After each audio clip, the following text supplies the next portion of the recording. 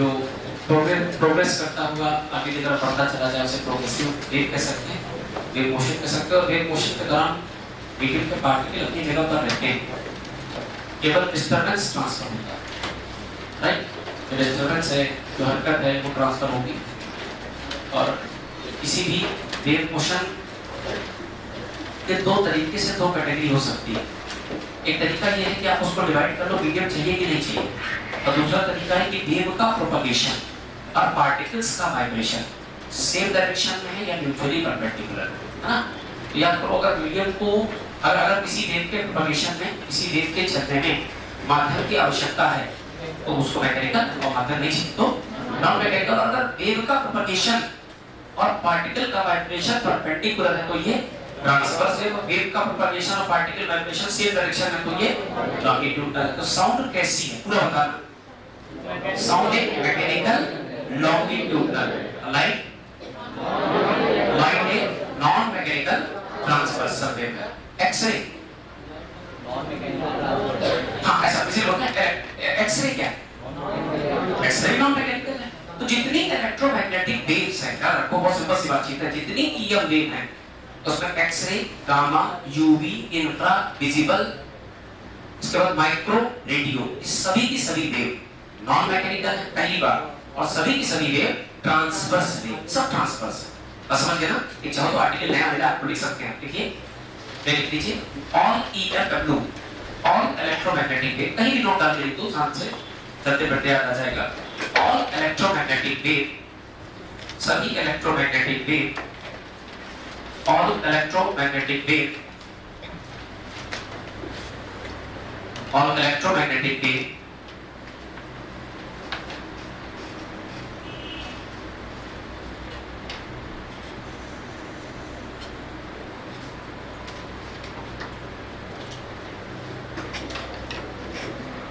ये बेटा सीरीज है, लिख दिया से all electromagnetic wave, सभी electromagnetic wave, all electromagnetic wave are non mechanical. पहली बात तो मीडियम नहीं चाहिए, होगा तो भी चलेगा, नहीं होगा तो भी चलेगा। मीडियम की प्रॉपर्टी से तो कोई मतलब नहीं। These are non mechanical as well as, non mechanical के साथ साथ एक और बात देखनी पड़ेगी। नॉन मैकेनिकल के साथ साथ वेव का चलना, वेव या डिस्टर्बेंस का चलना और पार्टिकल का वाइब्रेशन परपेंडिकुलर था, ट्रांसवर्स वेव।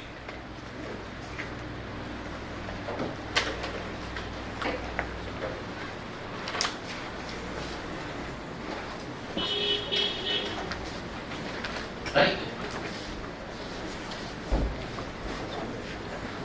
चलो बच्चों, तो जरा याद करो, थोड़ा सा दिमाग पे जोर डालो, थोड़ा सा जोर डालो, सोचो इस बात।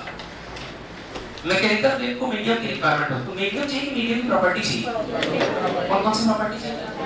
इलास्टिसिटी और इनर्शिया। भाई इलास्टिसिटी होगी तो चीजें रिकलेक्ट हो जाए, मतलब जो डिस्टर्बेंस है वो रिपीट मारेगा, और कह सकते हो इनर्शिया होगा तो बीम पोजीशन पे रुक के ऊपर जाएगा, फिर बीम पे रुक के नीचे जाएगा, और ऐसे वाइब्रेशन जो होंगे वेव फॉर्मेशन करेंगे। ठीक है भाई। अच्छा, जो वेव है उसके मामले में अगर पूछा जाए तो ट्रांसवर्स वेव का प्रोडक्शन किस किस मीडियम में पॉसिबल है? सॉलिड में पॉसिबल? ट्रांसवर्स बिल्कुल सॉलिड में पॉसिबल है, या फिर लिक्विड की कंप्रेसर। और लॉन्गिट्यूडनल भी सॉलिड भी और गैस भी, हर मीडियम में लॉन्गिट्यूडनल वेव्स का प्रोपगेशन होगा। लॉन्गिट्यूडनल सबसे बढ़िया बात क्या है?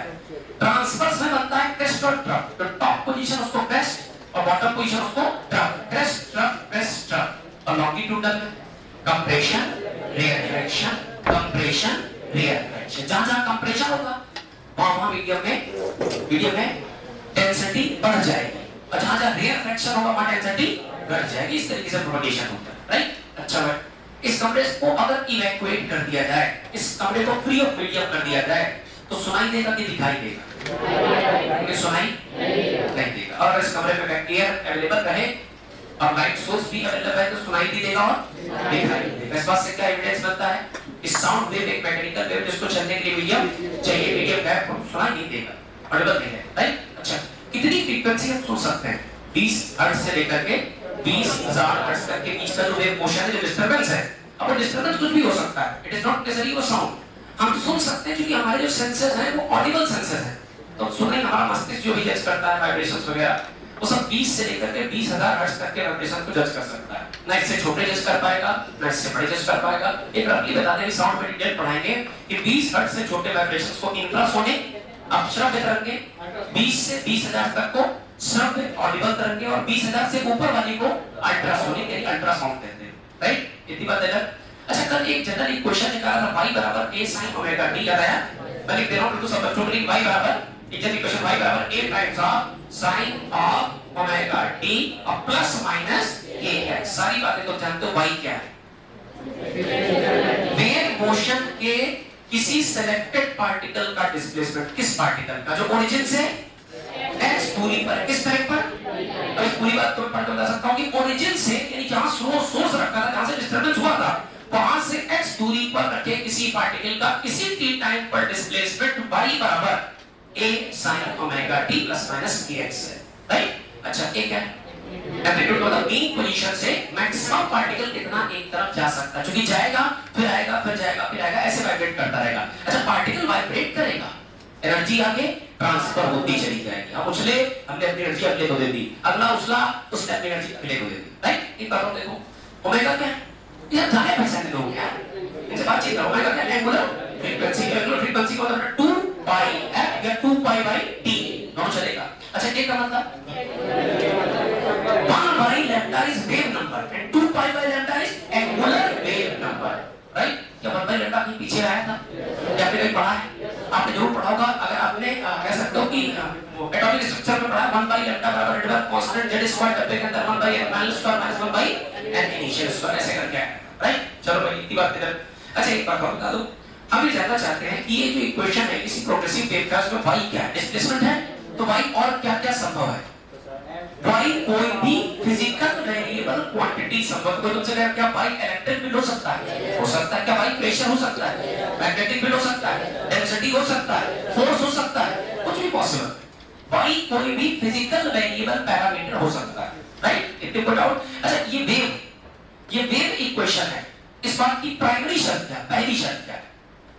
मतलब तुम सकल से देख के कैसे होगी कि सर ये वेव इक्वेशन छोड़ो, एक पल को अगर कहीं लिखा होगा बेटा y बराबर ax प्लस bt, मेरे मन में डालना चाहते हैं कि वे भी वेव इक्वेशन। क्यों? क्योंकि वेव इक्वेशन में जो वेरिएबल होते हैं उनकी संख्या तो होती है। क्यों? क्योंकि सोर्स में जो डिस्टरबेंस क्रिएट हो रहा है उससे किसी दूरी पर रखा पार्टिकल किसी समय पर ऑसिलेट करेगा। मतलब इसमें दो वेरिएबल आने चाहिए, पोजीशन भी आएगी और टाइम भी आएगा। तो देखो तो इसमें पोजीशन टाइम है क्या? बिल्कुल है, पोजीशन भी है। एक बार को मन में डालना चाहिए कि वेव इक्वेशन है, टेस्टिंग करनी पड़ेगी और टेस्टिंग करके ये देखना पड़ेगा क्या x और t के सभी मानों के लिए सत्य है। क्योंकि x और t की अगर गलती से कोई वैल्यू ऐसी हुई जिसके लिए डिफाइन नहीं हुआ तो वेव इक्वेशन। वेव इक्वेशन का मतलब एक ऐसी इक्वेशन जिसको लिखा जाए, जिसको देख करके अगर मैं गणितज्ञ होता, आप एक गणितज्ञ होते, आपको बहुत अच्छी गणित आती, तो वेव इक्वेशन देख के हम लगभग उसकी वेव का मन में कल्पना करते, अच्छा ऐसे चलेगी ऐसे चलेगी ऐसे चलेगी। चलेगी मतलब कल्पना कर पा रहे, इमेजिनेशन कर पा रहे, उसको डिफाइन कर पा रहे। डिफाइन कर पाने के लिए मैथमेटिकली डिफाइन होना आवश्यक है और मैथमेटिकली डिफाइन होने के लिए आवश्यक है ये x और t के सभी मानों के लिए कोई निश्चित मान है, डेफिनेट मान है। हम टेस्टिंग कर लें और टेस्टिंग हमेशा दो बातों पर करें, 0 0 इनफाइनाइट 0 0 डाल दो, चलो 0। जैसे यहाँ 0 तो ये 0, यहाँ 0 तो ये 0, 0 प्लस 0 बराबर तो नीचे 0 आ गया। अनडिफाइंड के डिफाइंड देखा, नो वेव इक्वेशन। अच्छा, ये वाला बोलो तो दूसरा ही तो जवाब हां नहीं बोलिए। अरे यार, ये वेव है कि नहीं है? अरे तो मम्मी है, यही तो मम्मी, यही तो पापा, यही तो जनक है। इसने तो बताया कि वेव इक्वेशन नाम कोई चीज होती है। अच्छा, यहाँ साइन की जगह कॉस आ जाए, क्योंकि यहाँ साइन हो या कॉस हो, ये x और t के सारी वैल्यूज के डिफाइन, चाहे अंदर 0 आ जाए तो भी sin थीटा का कुछ ना कुछ वैल्यू आएगा, चाहे अंदर इनफाइनाइट आ जाए तब भी sin थीटा का कुछ ना कुछ वैल्यू आएगा। क्यों? क्योंकि sin थीटा की वैल्यू हमेशा डेफिनेट होती है, 0 से 1 और 0 से -1 इसी के बीच में आंसर आएगा। तो ये डिफाइंड वैल्यूज आएंगी, इसलिए sin का कोई फंक्शन वेव बन सकता है, cos का कोई फंक्शन वेव बन सकता है। डाउट तो नहीं? अच्छा बताओ, पहले एक और चीज पूछी थी आपसे, फिर एक पूछ रहा हूं, कैसा करके थोड़ा सा फॉर्मेट चेंज करते हैं ताकि कोई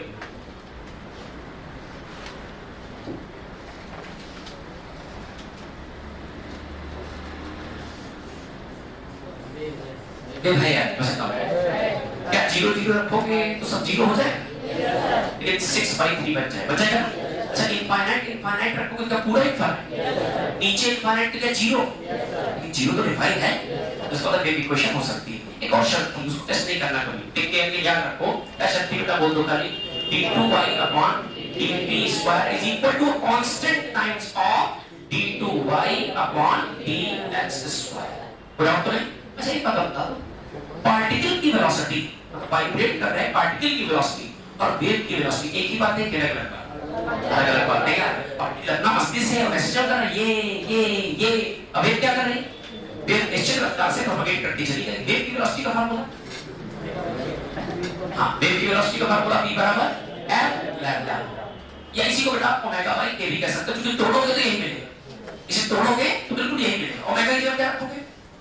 2 पाई, और k की जगह 2 पाई लैम्डा, लैम्डा कहां चला जाएगा? 2 पाई से f लैम्डा बच जाएगा। k बराबर 2 पाई बाय लैम्डा, याद रखना बेटा, ये angular wave number by definition. बस समझ गए? मतलब 1 मीटर में कितनी वेव आएगी उसका मतलब वेव नंबर। अरे भाई हम कहते हैं कि लैम्डा मीटर ये एक वेव है, ऐसा कहते हैं लैम्डा मीटर में एक वेव आ रही, तो 1 मीटर में 1 बाय लैम्डा वेव्स आएगी, it is wave number, wave की संख्या।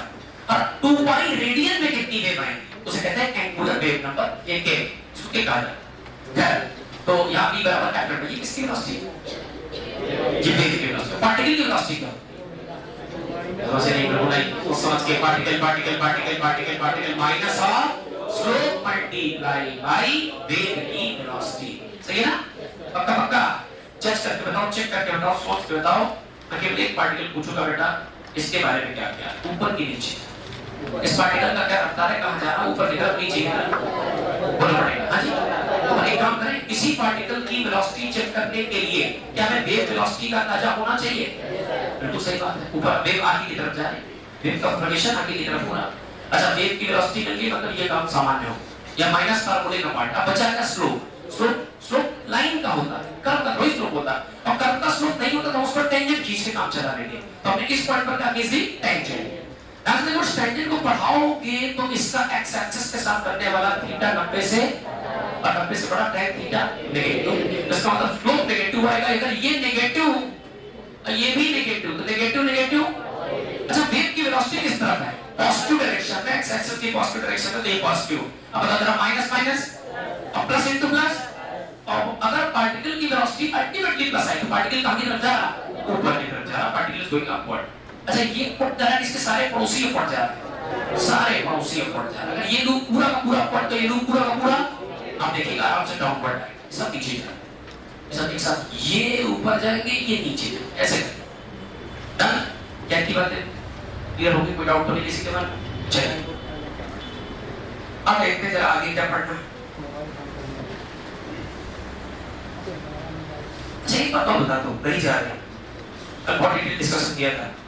अगर t फिक्स कर दो, क्या फिक्स कर दो, तो आप अलग अलग x देख सकते हो। अलग अलग x का मतलब बचा पाए भाई, कभी इस पार्टिकल को देखो, कभी उस पार्टिकल को, कभी उस पार्टिकल, ऐसे ऊपर जा रहा, कोई नीचे जा रहा, सब अलग अलग क्वेश्चन मिले राइट।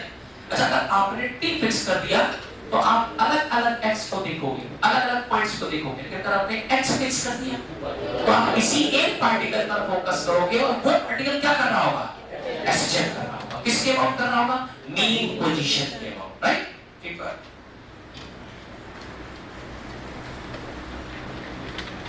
अब एक क्वेश्चन इन जनरल फॉर्मेट लिख के दिखा दे आपको, लिखिए जरा सा।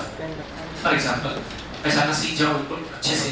अच्छा बच्चों एक बात और याद रखो, कतई कोई नई चीज नहीं मिलेगी, कतई कोई नई चीज नहीं मिलेगी, तुमको ऐसे ही टर्म मिला है। t के बगल वाला नंबर कौन है? एंगुलर फ्रीक्वेंसी ही होगा, और x के बगल वाला एंगुलर वेव नंबर। ये थोड़ा सा मन में आइडिया रखना कि अगर कोई वेव फॉर्मेट ऐसा मिला, जैसे हमने लिख दिया था देखो ax + bt, तो t के बगल में कौन है? अरे ओमेगा, और x के बगल में, x के बगल में मैचिंग हो जाएगी ना। कंपेयर करते हैं, t के बगल वाला टर्म एंगुलर फ्रीक्वेंसी है तो ओमेगा b के जैसा है, और x के बगल वाला टर्म के जैसा है, यहाँ a के जैसा, राइट? एक सवाल लिखिए, सवाल लिखिए बेटा।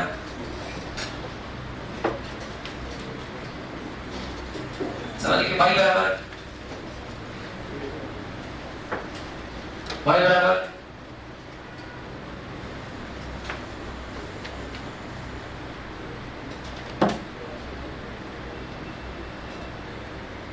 फॉर एग्जांपल y बराबर 0.8 upon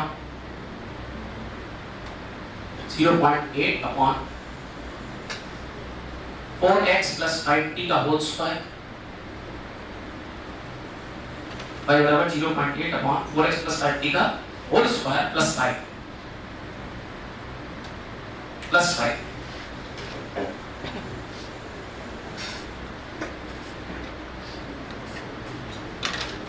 plus 5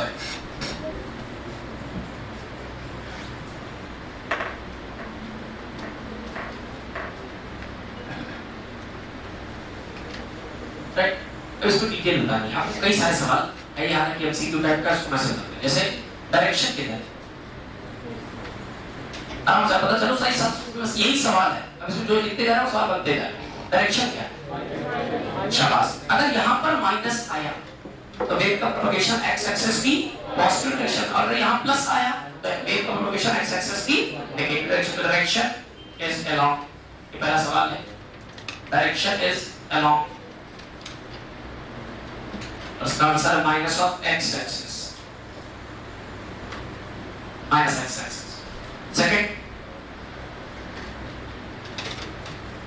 second article, second question. Next, second is wave velocity. Wave velocity, अच्छा वेव वेलोसिटी का वो फार्मूला लिखा है, v बराबर f लैम्डा छांट लो, या तो ओमेगा और k छांट लो तो भी काम चल जाएगा, ओमेगा और k से भी काम चल जाएगा, है क्या कोई जुगाड़? ओमेगा और k का जुगाड़ है क्या? बिल्कुल है, बिल्कुल पॉसिबल है। अरे जो x के बगल में है वो क्या है, k, और जो t के बगल में है वो omega. So wave velocity v is equal to omega by k। बिल्कुल कंफ्यूजन नहीं रखोगे, ओमेगा 2 पाई f होता है और k 2 pi by lambda, lambda उछल के ऊपर जाएगा, ऊपर बनेगा f लैम्डा, 2 पाई से 2 पाई कट, f लैम्डा बराबर वेव वेलोसिटी होता है। बस समझ गए ना? चलो भाई, तो इसके बराबर ओमेगा किसके बराबर, ओमेगा 5 के बराबर, और k किसके बराबर, 4 के बराबर। अगर डेटा मामला, अगर जो डिस्टेंसेस मैंने दो, अगर आपको जो डिस्टेंसेस हैं वो इन टर्म्स ऑफ मीटर है, जो टाइम है वो इन टर्म्स ऑफ सेकंड है, तो मामला वेलोसिटी का मामला किसमें आएगा, metre per second. Next question, amplitude कितना पॉसिबल है?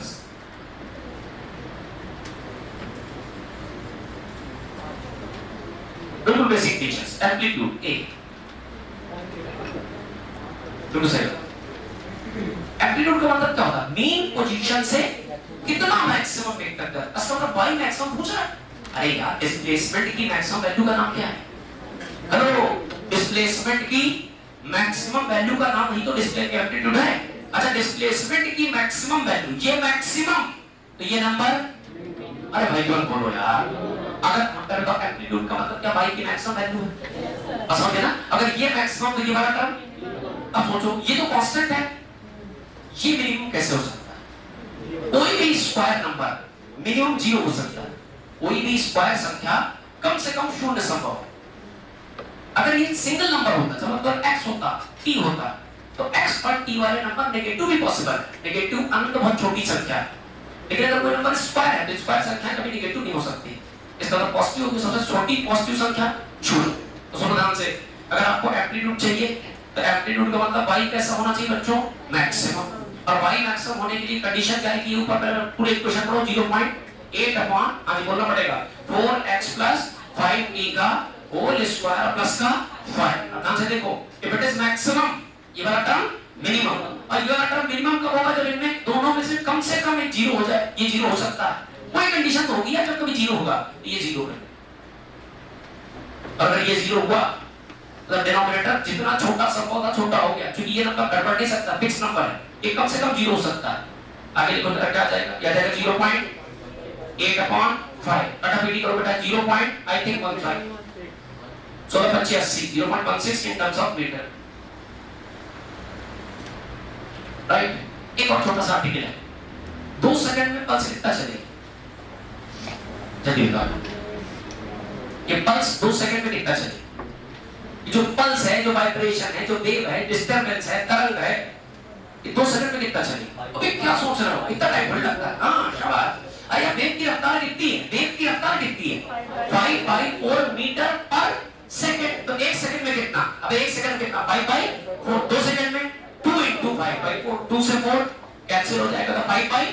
2.5 मीटर चले।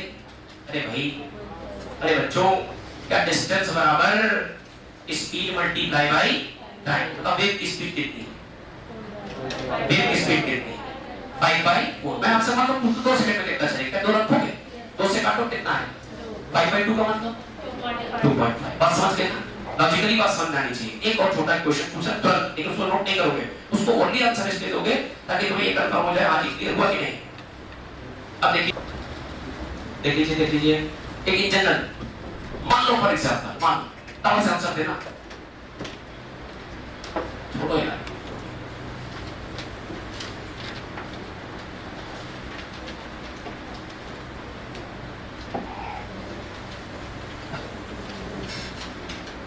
वेव है कि नहीं?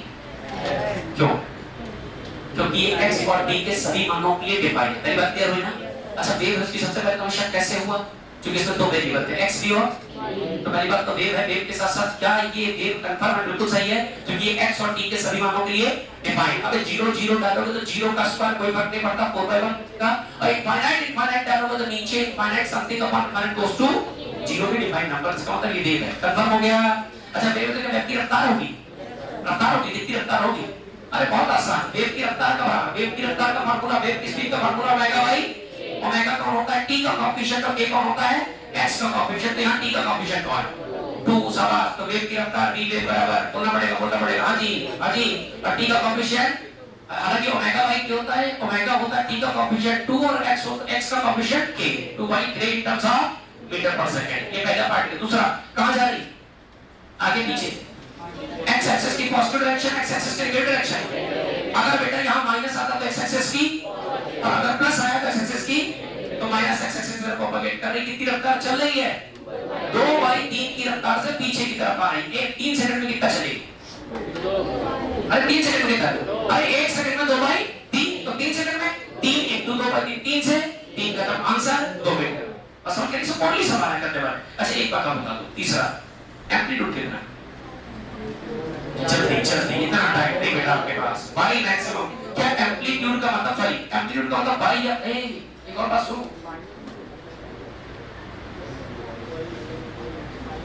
अब ठीक, अरे क्या फर्क पड़ता है? वो वेव ऐसे जाती थी, x एक्सिस में जाती थी, वाइब्रेशन अलोंग y होता था। की बारी अलोंग y जा रही, वाइब्रेशन अलोंग x हो रहा, ऐसे हो रहा, राइट? कोई दिक्कत नहीं बात नहीं। तो ये बेटा नेगेटिव y(x) नहीं बल्कि नेगेटिव y(x) की तरफ जाएगा। ठीक है। अच्छा, x का मैक्सिमम है, एम्पलीट्यूड का मतलब क्या होता है? डिस्प्लेसमेंट इक्वेशन में डिस्प्लेसमेंट की मैक्सिमम वैल्यू का नाम ही एम्पलीट्यूड है। अच्छा, ये मैक्सिमम कब होगा? जब ये मैक्सिमम होगा तो ये मिनिमम में किसी स्क्वायर संख्या का मिनिमम मान कितना संभव है? Answer 4/, that's it.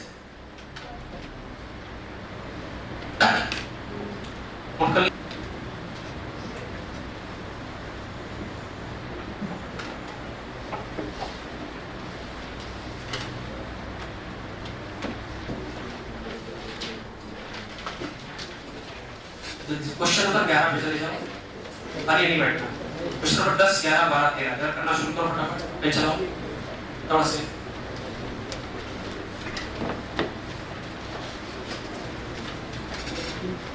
कुछ ओरल सवाल है, पढ़ के बताओ जरा। बाकी फिर आपके 10 11 नंबर पे तो मेंटल पे चलो अब 1 नंबर सवाल जल्दी उठते जाओ। 1 नंबर क्या the wave that require medium to travel, मतलब नॉन मैकेनिकल, जिसको मीडियम चाहिए मतलब मैकेनिकल वेव के बारे में पूछा। अच्छा भाई, इंफ्रारेड कैसा है? ये क्या इलेक्ट्रोमैग्नेटिक का पार्ट है? तो इलेक्ट्रोमैग्नेटिक के पार्ट जितने भी होंगे सब नॉन मैकेनिकल है, किसी को मीडियम नहीं चाहिए। तो इंफ्रारेड को मीडियम चाहिए कि नहीं चाहिए? बोलो बेटा बोलो। नहीं चाहिए। अल्ट्रावायलेट को, अल्ट्रावायलेट तो यूवी, उसको मीडियम भी नहीं चाहिए। अच्छा, एक्सरे को, लेकिन अल्ट्रासाउंड को चाहिए। तो जो मीडियम, जो the wave that require medium to travel, question number first is C part, ultrasound. Second number sound wave transfer. चलो भाई बोलना पड़ेगा। अरे ब्रह्मांड की कोई भी वेव है, वेव का मतलब डिस्टर्बेंस का आगे जाना, तो उसमें मोमेंटम भी ट्रांसफर होगा और एनर्जी भी ट्रांसफर होगा, both B and C part. Option संख्या डी ऐसा लिखा है, राइट? कितना सुंदर सवाल, क्वेश्चन संख्या 3 है। बहुत ही लजीज सवाल। क्या आइडेंटिफाई द करेक्ट स्टेटमेंट। आओ कोशिश करते हैं। Transverse wave can propagate in gases, सही बात है क्या? अरे नहीं भाई, ट्रांसफर तो केवल सॉलिड में या फिर लिक्विड की अपर सरफेस पर ट्रांसफर करती है, ठीक है? अच्छा, ये तो गलत निकल गया। नेक्स्ट बोलो, transverse wave are consist of compression and reflection.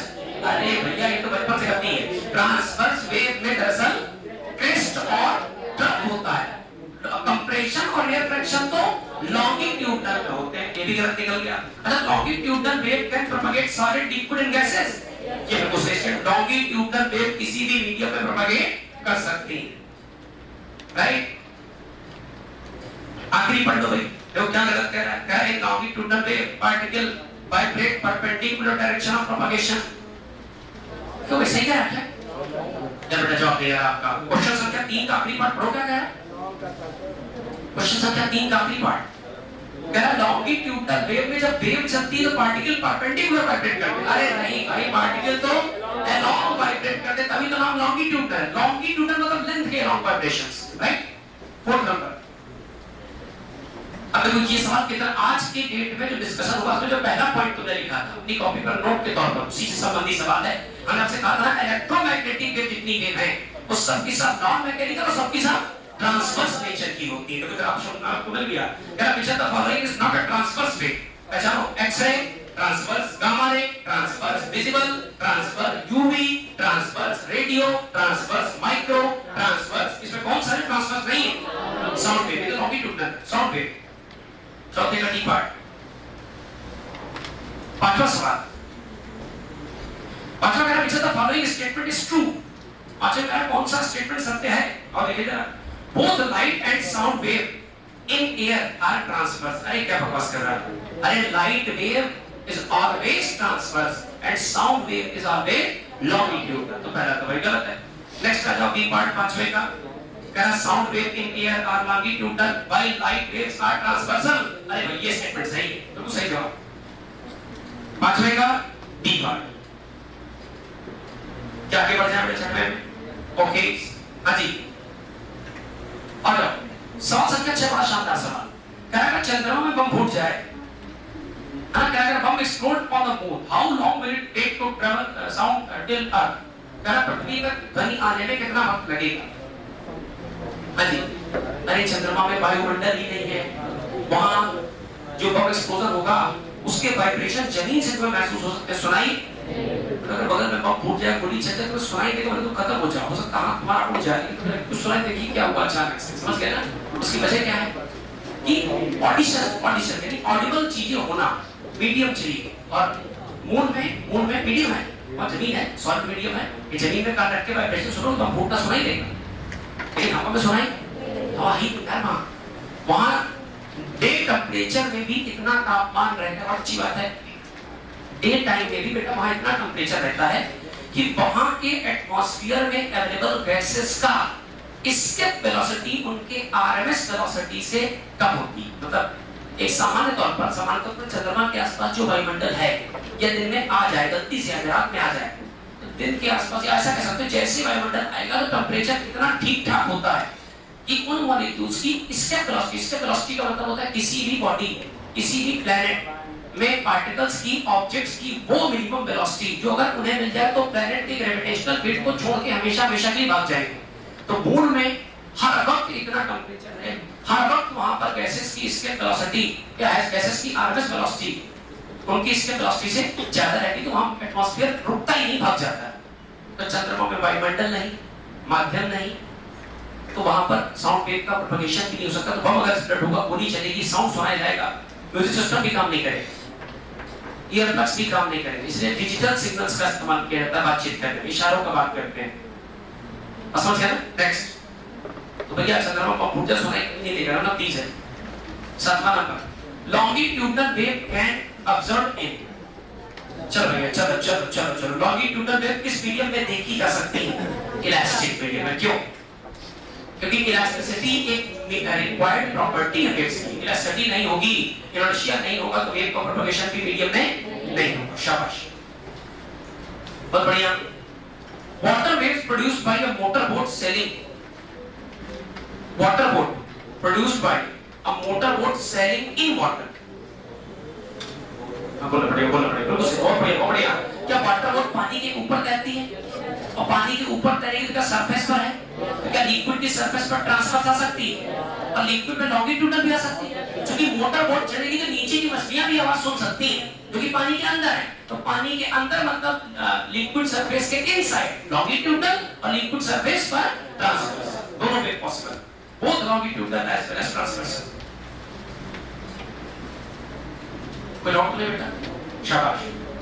Number movement of string of sitar of violin, पता है ना? अरे उसको क्या ऐसे वाइब्रेट कर देते हो तो उसमें जो डिस्टरबेंस है वो इस स्ट्रिंग के कोने से इस स्ट्रिंग तक पहुंचता है, लेकिन वाइब्रेशन ऐसे से होता है, मतलब प्रोपगेशन ऑफ वेव के परपेंडिकुलर, और ऐसी वेव को हम लोग ट्रांसवर्स वेव कहते हैं। बड़े मैटर वेव है। मैटर वेव का मीनिंग उन माइक्रोस्कोपी, ऐसा भी कह सकते हो मैटर वेव एक्चुअली सभी प्रोड्यूस करने में सक्षम है, बोले बराबर जब पी से मैटर वेव बेटा। वो मैटर वेव आप ऐसा भी कह सकते हो, ये प्रोग्रेसिव वेव मटेरियल्स में प्रोड्यूस होने वाली वो वेव जो टाइम और पोजीशन के साथ वेरी करती है। जो मैटर है lambda is equal to h upon p, वो केवल बॉडी की प्रॉपर्टी, उसका मीडियम से कोई मतलब नहीं। सर मैं मैटर वेव प्रोड्यूस कर सकता हूं, लेकिन वेव मोशन प्रोड्यूस करने के लिए मुझे मीडियम चाहिए। क्या वेव मोशन में प्रोड्यूस करूं तो मीडियम नहीं चाहिए, तो मुझे मैं जो वेव का प्रोडक्शन करूंगा, अगर मुझ में या मेरी वजह से जो वाइब्रेशन प्रोड्यूस होंगे उनका नाम मैटर वेव है। अब ये डिपेंड करता है कि ये वेव मोशन करेंगे या नहीं करेंगे, वो डिपेंड करता है कि क्या हम वेव का प्रोपगेशन खुद में रखना चाहते हैं, सराउंडिंग में प्रोपगेट कराना चाहते हैं। तो मैटर वेव का मतलब पार्टिकल के मोमेंटम से, हमारे मोमेंटम से। और मैं अगर जो वेव मोशन आप पढ़ रहे हैं, जो प्रोग्रेसिव वेव आप पढ़ेंगे, जो स्टेशनरी वेव पढ़ेंगे, इनमें मीडियम की प्रॉपर्टी की रिक्वायरमेंट होगी। पार्टिकल का मोड ऑफ पार्टिकल्स का मोड ऑफ वाइब्रेशन देखा जाएगा, अकेले सिंगल सोर्स का नहीं। असल क्या ना, असल में जो लैम्डा बराबर h अपॉन p होता है, जो मैटर वेव का प्रोडक्शन देखते हैं, वो केवल सोर्स डिपेंडेंट प्रॉपर्टी का स्टडी, जबकि जो मीडिया वेव मोशन पढ़ रही है सोर्स के साथ साथ मीडियम की भी प्रॉपर्टी का स्टडी, मीडियम है नहीं है, मीडियम के पार्टिकल का वाइब्रेशन कैसा है, ये सब चीजें समझे? हाँ, जितने माइक्रोस्कोपिक पार्टिकल होते हैं उन्हीं की वेव मोशन पढ़ी जाती है। जो छोटे ऑर्डर के पार्टिकल होते हैं उनकी हाई स्पीड चलने से, वही हाई स्पीड चल सकते हैं, हाई स्पीड चलेगी तो उनके पास जो है अच्छा खासा मोमेंटम होगा, और उनके सराउंडिंग में वो दो डुअल नेचर फॉर्म एग्जिस्ट कर सकते हैं, पार्टिकल फॉर्म में भी रहेंगे और वेव फॉर्म में भी रहेंगे, तो वो मैटर वेव कहलाता है। उसका इस टॉपिक से पहले आपको बेटा दूर तक मतलब सब पॉइंट किसी इंपॉर्टेंट बेस का पार्ट डन। 10वां नंबर आ जाए बेटा, कौन सा बेटा? सेकंड। चलो अच्छा, पहले एक बात ये बता दूं, क्या 11वां नंबर क्वेश्चन किया सबने? मिल गया सबको? क्या क्या छांटना पड़ा? y बराबर a sin 0.01x plus sorry minus 2d, इसमें से a and x are in centimetre time in second. तो वेव की रफ्तार कितनी है? क्या वेव की रफ्तार ओमेगा बाई के होती है? क्या ओमेगा कितना है? और भाई बोलना पड़ेगा 2, और k कितना है? 0.01। तो 2 बाई 0.01 करो, क्या 200 है? 200 सेंटीमीटर पर सेकंड। आंसर आ गया क्वेश्चन संख्या 11 का। चलो बच्चों एक सवाल देखो, पहले सवाल पर सवाल नंबर 10, सवाल नंबर 10 देखिए जरा। 10 नंबर कह रहा है transverse wave passes through a string. Transverse wave एक स्ट्रिंग से पास कर रही है, और उसका जो इक्वेशन है बेटा वो है y बराबर 10 sin pi 0.02x minus 2.00t. The maximum velocity of the particle in wave motion. Maximum velocity of particle. Oh, अलग बात। अब यही से थोड़ा सा डिफरेंशिएट कर देते हैं। असल बेटा किसी भी वेव मोशन में आप दो चीजों की स्टडी कर सकते हो। किसी निश्चित दूरी पर रखे किसी पार्टिकल का एक्शन देख सकते हो, या ऐसा करने के तो एक बार में फिक्स करना पड़ेगा। दो वेरिएबल है x और पार्टिसिपेट करो, दो वेरिएबल x और अगर t फिक्स करोगे तो अलग-अलग पार्टिकल को देख पाओगे, लेकिन सारे पार्टिकल रुके हुए दिखाई देंगे। अगर आप x फिक्स करोगे तो आप किसी एक ही पार्टिकल पर फोकस कर पाओगे, और एक अकेला पार्टिकल क्या कर रहा होता है, और एक्शन की वेलोसिटी का फार्मूला क्या होता है तुम्हें पता है?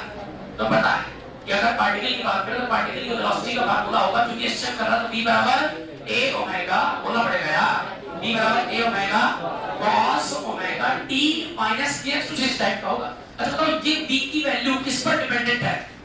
cos फंक्शन पर। cos फंक्शन की मैक्सिमम वैल्यू कितनी हो सकती है?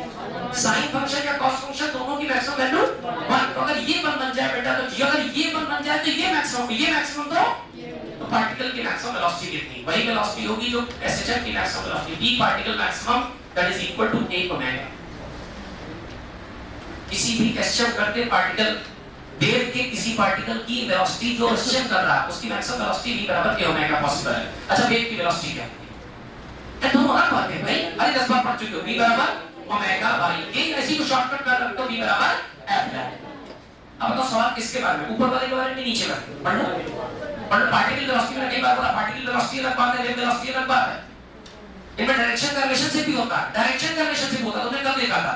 v पार्टिकल बराबर बेटा माइनस टाइम्स ऑफ हां जी into z slope multiply by wave velocity v w। तो हमको सवाल पहले सवाल नंबर जो हमारा 10 है हमसे पूछ रहा है, कह रहा है कि आप मुझे पार्टिकल की मैक्सिमम वेलोसिटी बता दें। तो पार्टिकल की मैक्सिमम वेलोसिटी मतलब p पार्टिकल मैक्सिमम जो कि किसके बराबर है बेटा? a omega. जरा छांटो हां जी, ये पाई के बाहर ही था, ले जाओ उसको अंदर ले जाओ। पाई बराबर बेटा 10 टाइम्स ऑफ sin ऑफ, ध्यान से देखना 0.02 पाई x, ये देखिए 0.02 पाई, इधर बेटा माइनस का 2 पाई t डबल। अब कंपैरिजन करना आसान हो गया, कंपैरिजन करो। हां जी, क्या अपने मन में कोई क्वेश्चन है क्या आपके? v बराबर ओए अच्छा पार्टी v बराबर a sin, हां जी उल्टा है आपकी बात, उल्टा है। ये क्या लिखा है?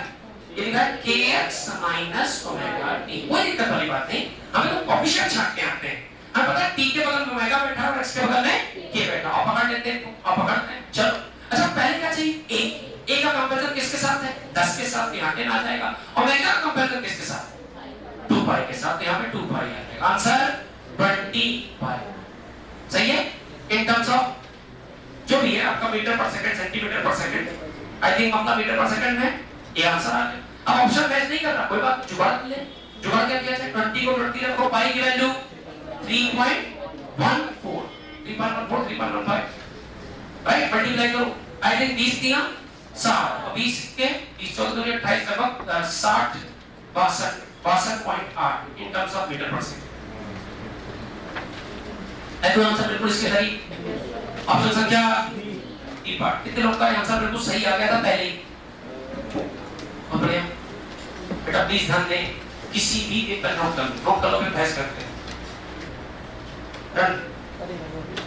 आज बेटा क्वेश्चन संख्या 14 पर 14 नंबर सवाल देखो जरा, चलो फिर फटाफट 14 नंबर सवाल भी लगभग 10 नंबर सवाल जैसा, बिल्कुल कठिन नहीं है।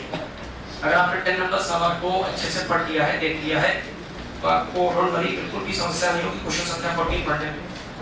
पढ़िए जरा, करिए कोशिश।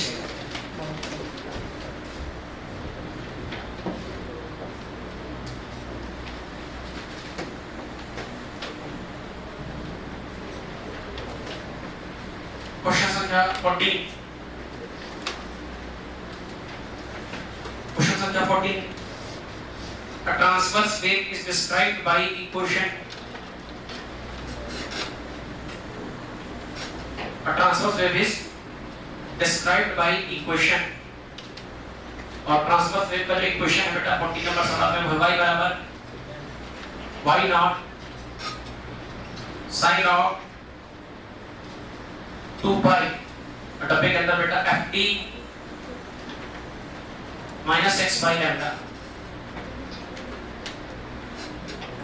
राइट।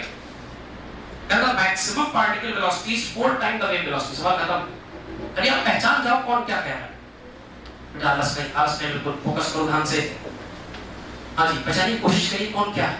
पर अगर क्वेश्चन सही लिखिए कि थोड़ा और एडजस्ट कर लिया जाए, एडजस्ट कर ले इसको और सुंदर बनाने। देखो जरा क्या बन जाएगा, y बराबर y नॉट, आगे बढ़ो बेटा, sin ऑफ, हाँ जी 2 पाई को अंदर ले जाओ, 2 पाई का बन जाएगा 2 पाई f d।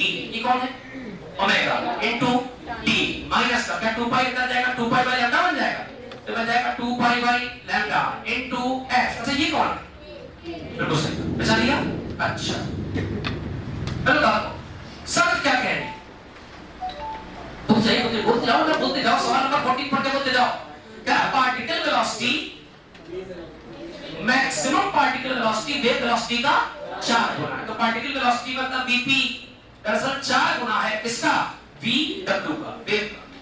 पार्टिकल वेलोसिटी कैसा है ना, पार्टिकल वेलोसिटी वेव वेलोसिटी का 4 गुना। अच्छा, पार्टिकल की मैक्सिमम वेलोसिटी कितनी होती है वो देखिए। पार्टिकल का क्या होता है, एसएचएम, एसएचएम की मैक्सिमम वेलोसिटी ए ओमेगा। तो हम लिखेंगे ए ओमेगा, ए ओमेगा दरअसल बराबर है 4 टाइम्स हाफ। अब बेटा वेव वेलोसिटी कितनी होती है, एफ लैम्डा या ओमेगा बाई के।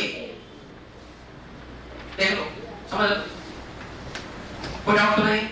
शाबाश, चलो भाई। अच्छा, ए का मतलब किससे, ए मतलब एम्पलीट्यूड। अच्छा, इस केस में एम्पलीट्यूड कितना, आपने कहा सर कंपेयर कर लो, y बराबर a sin ओमेगा t से कंपेयर कर लो, y बराबर a sin omega t minus का kx।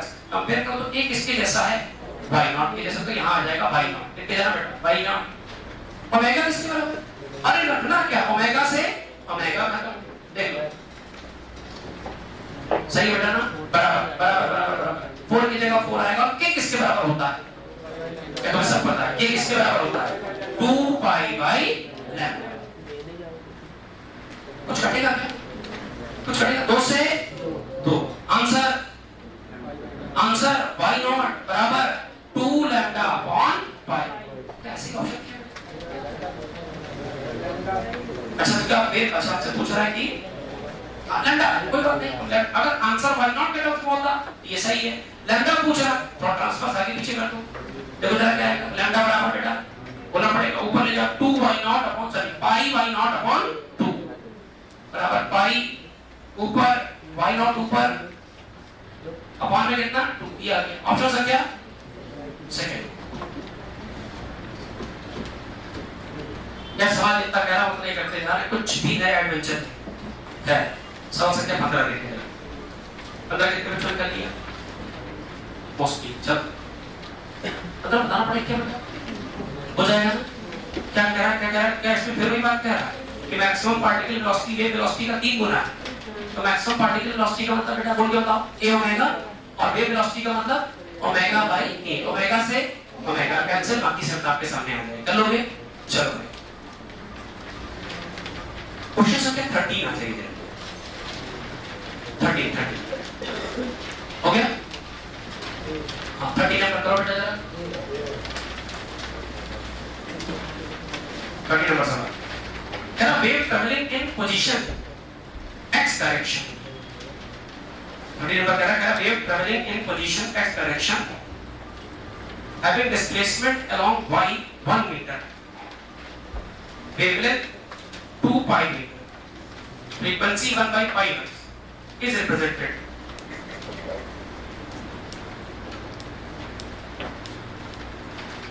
अब उन्होंने क्या किया, जरा वेव की इक्वेशन बता दो।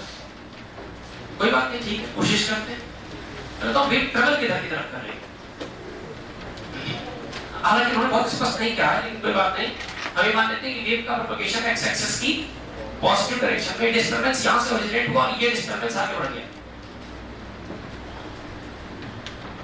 अच्छा, जो वाइब्रेशन उनकी एक्सिस के अलावा सो गए कुछ सब कहे, जो वाइब्रेशन किस एक्सिस के अलावा y एक्सिस के अलावा, तो डिस्प्लेसमेंट इक्वेशन भी किसके अलावा बनेगी, y इक्वेशन में बनेगी। y बराबर हमारे पास जनरल फॉर्मेट ट्रीटी, y बराबर a sin of omega t, अगर बेटा माइनस k।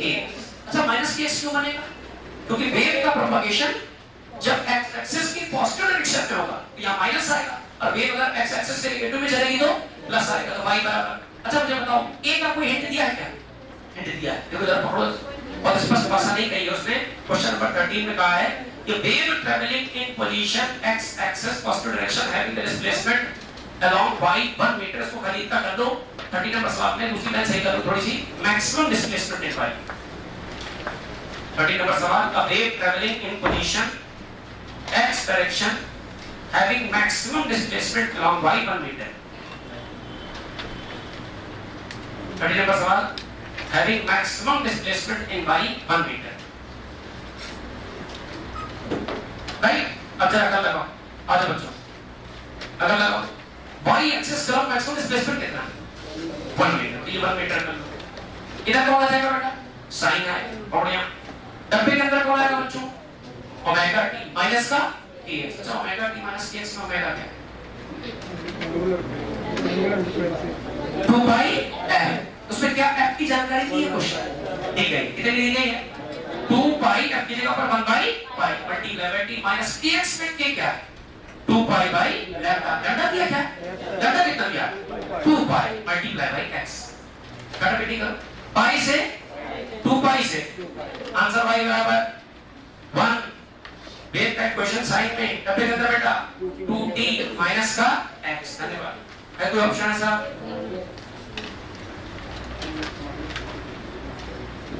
नहीं, 2 पाई से 2 पाई कट जाएगा।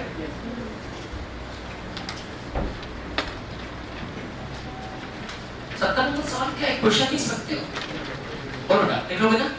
y बराबर, अरे वही बचपन से पढ़ते हैं यार, y बराबर a sin omega t minus kx। अच्छा a कितना है? जल्दी बोलो 4। और ओमेगा कितना है? Pi by 2 into a। t का पूरा कोएफिशिएंट ओमेगा माना जाता है, तो पाई बाई 2 जो बाहर लिखा है उसे अंदर ले जाओ। तो ध्यान से लिखना, y बराबर 4 में 4 एम्पलीट्यूड हो गया, साइन के अंदर पाई 8/2, ये क्या हो गया? ओमेगा हो गया। ध्यान से देखो तो पाई बाई 2 into a, ये आपका k हो गया। सारी चीज छांट दो, वेलोसिटी ऑफ वेव आ जाएगी। क्या कर लोगे ना बेटा? पक्का? कोई ऐसा 70 नंबर ना कर पाए यार? एक ही टाइप के सवाल है, 100 सवाल एक ही तरह, क्या करोगे? पागल हो जाओ क्या यार? 17 नंबर।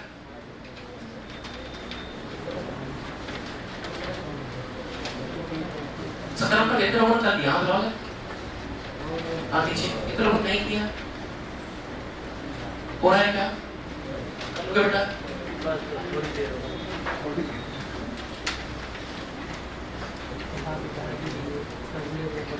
चलो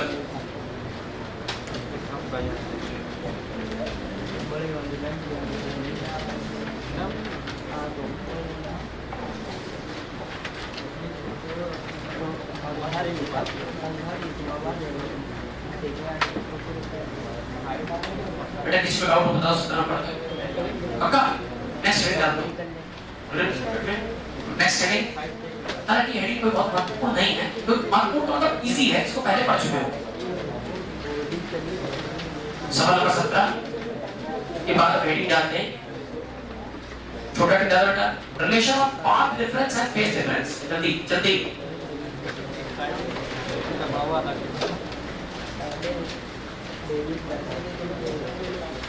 जल्दी। रिलेशन ऑफ पाथ डिफरेंस है, फेज डिफरेंस। जरा सबसे फॉर्मूला में बताते हैं। इमेजिन करो, इमेजिन करो बच्चों,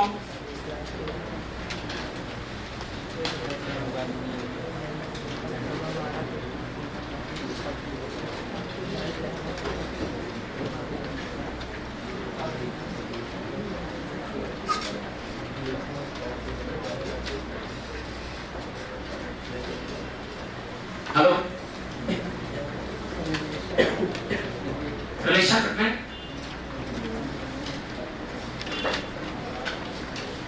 path difference and phase difference. चलो, इस वेव ने कितना पाथ ट्रैवल किया है? अपनी वेवलेंथ के बराबर, कितना? लैम्डा। इस डिस्टरबेंस ने जो यहां से ओरिजिनेट हुआ है, उसने एक कंप्लीट वेव की लंबाई के बराबर पाथ ट्रैवल किया है, और कंप्लीट वेव की लंबाई लैम्डा।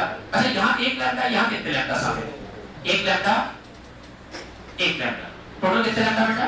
2 लैम्डा। अच्छा अंकल लगाओ, और ध्यान सोचना, ये लैम्डा के 2 लैम्डा। एक लैम्डा का मतलब होता है, कौन सा बोलना बेटा? मीन से एक्सट्रीम, एक्सट्रीम से, और मीन से दूसरे एक्सट्रीम, और दूसरे एक्सट्रीम से फिर से, क्या हम इसे एक वाइब्रेशन, एक ऑसिलेशन, एक रेवोल्यूशन कह सकते हैं? और एक रेवोल्यूशन में कोई चीज कितना घूम जाती है? 2 पाई। तो आप कह सकते हो ये अकेला वाइब्रेशन 2 पाई को रिप्रेजेंट कर रहा है। आगे बोलिए, ये भी कितना? ये 2 पाई, ये वाला भी 2 पाई। 2 पाई 2 पाई, बहुत बढ़िया, शाबाश लजीज। अच्छा, ये 2 पाई, ये 2 पाई, ये 2 पाई। अगर लगाओ दोनों में पाथ में कितना डिफरेंस है? दोनों के पाथ में, ये लैम्डा है, ये 2 लैम्डा, पाथ में कितने का डिफरेंस?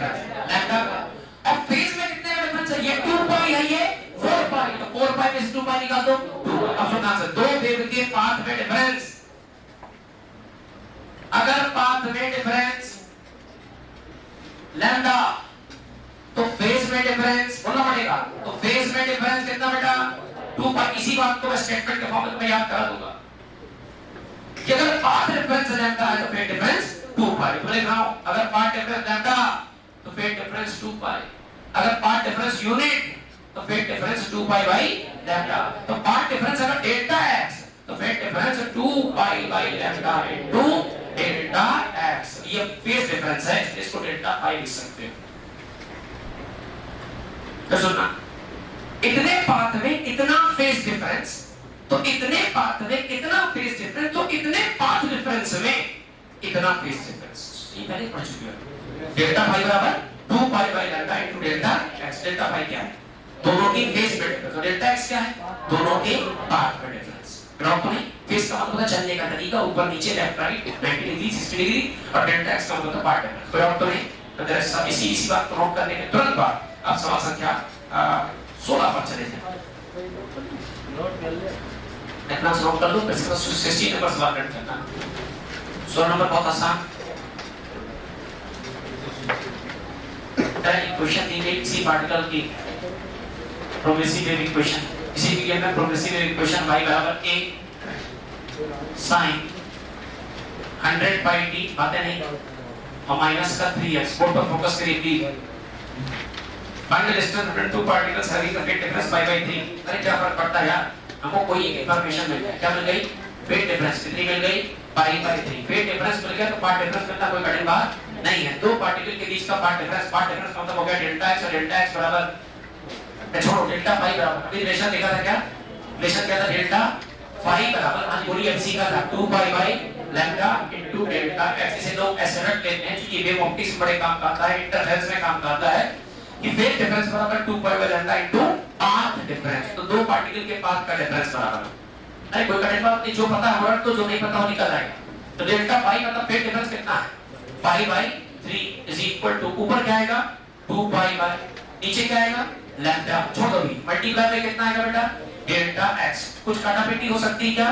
पाई से पाई, लैम्डा कहां जाएगा? ऊपर। नीचे कितना आएगा? 3 दूनी 6 इज इक्वल टू कितना?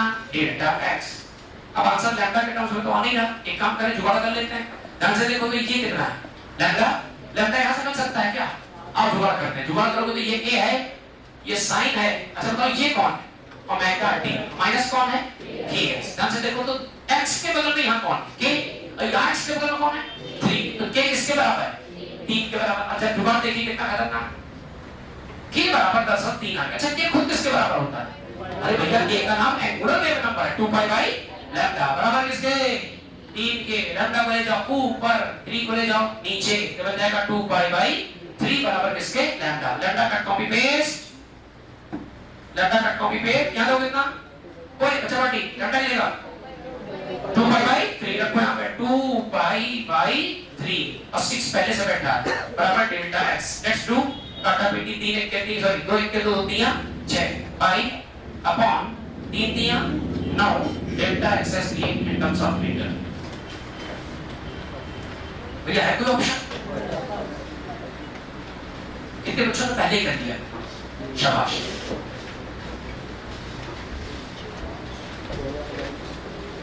जबकि मानिए बहुत बड़े बोल रहे हैं, लेकिन सवाल का स्तर ऐसे ही होता है। क्योंकि नीट के लेवल का सवाल है, उसमें 40 सवाल इसी स्तर के होते हैं। अगर आपने चीजों का एनालिसिस करी है, आप फार्मूले पर रिजिड है, कंफर्म है, तो आप केवल खोजना शुरू करिए, आप सकते हो 2 फार्मूलों का इस्तेमाल हुआ है, 2 फार्मूलों का इस्तेमाल, कॉन्सेप्ट इतनी क्लियर हो सुनो बेटा, अपना नोट करो, इस वाले सवाल पर चर्चा करेंगे 1 मिनट की। सीखो सवाल पर, सीख सवाल कैसे अप्रोच करनी है वही सीखो, जरूरी। एनालिसिस नहीं करोगे तो एक सवाल पर रुक जाओ, पेन कलम रुक जाए। हर नए सवाल में नए फार्मूले की खोज करो, एनालिसिस कर लोगे तो एक ही 2 फार्मूले से तो पूरा काम चला लो। जैसे याद रखिए जब हम लोग इलेक्ट्रिसिटी करंट डेंसिटी पढ़ेंगे, जो बच्चे पढ़ चुके बहुत अच्छी बात है, तो देख सकते हैं उसमें ऑनलाइन वाले ऐप में, तो जो शाम वाले बैच में भी ऐप तो चल रहा है, तो चाहे तो उसमें भी आ सकते हैं। तो शाम वाले बैच में करंट डेंसिटी पढ़ाएंगे, तो डेंसिटी में देखना पूरी कहानी D बराबर IR से बता देते हैं, क्योंकि हकीकत है कि D बराबर IR ही पूरे सर्किट की जान है। अरे सारे पैरामीटर तो कवर किए, सर्किट का वोल्टेज पता, सर्किट का करंट पता, सर्किट का रेजिस्टेंस पता, इसके अलावा कुछ होता नहीं सर्किट। तीन बातें होती, तीनों खेलते रहो। अच्छा किरचॉफ लगाओगे वो भी V बराबर है क्या? किरचॉफ कितने ला उसमें drop, gain, minus IR, plus EMF, minus EMF सब ऐसे करता है। तो अब इस सवाल में सीखने लायक क्या है बेटा? सभी लोग बोर्ड पर देख रहे हैं, बट इस सवाल में सीखने लायक क्या है कि सबसे पहली चीज आपको दी गई इक्वेशन को नोन इक्वेशन से कंपेयर करना आना चाहिए। दी गई इक्वेशन को नोन इक्वेशन से कंपेयर कर लिया, उससे तुम्हें क्या मिल गया? ओमेगा दिख गया, के दिख गया। अच्छा के दिखा तो के से तुम्हें लैम्डा का हिंट मिल गया, और लैम्डा का इस्तेमाल वेट डिफरेंस और पार्ट डिफरेंस के फार्मूले में होता है। That's it.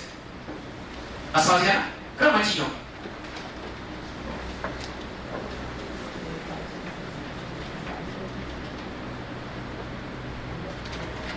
I think that किसी को कोई डाउट तो नहीं? बस एक बार और देख लो, सवाल संख्या 20। और जो बच्चे इस बैच में रेगुलर हैं, जिन्होंने केसी खत्म किया है, वो बच्चे पकड़ लेंगे सवाल संख्या 20 पकड़ो जरा से। कौन आगे चल रहा, कौन लीड कर रहा है, कौन लैग कर रहा है, सब पकड़ लोगे। पकड़ो पकड़ो पकड़ो पकड़ो हाँ जी। अच्छा एक बात और बताया तुमसे, आप किसी का लीड और लैग देखिए किसी के रेफरेंस में, तो जो ओरिजिन से शुरू हुई है, जैसे कि मेरे हिसाब से वेव नंबर A, उस A के रिस्पेक्ट में ध्यान से देखो तो B क्या पहले ही ऊपर है क्या, और C क्या पहले नीचे है? तो जो ऊपर है वो लीड कर रहा है, जो नीचे है वो, आप देखो जरा, B lags by A के रिस्पेक्ट में। मेरे हिसाब से हाँ जी C ऑप्शन सही है। B लीड कर रहा है और C लैग कर रहा है। C ऑप्शन थोड़ा सा करेक्शन कर दो, B leads by pi by 2 and C lags by pi by 2।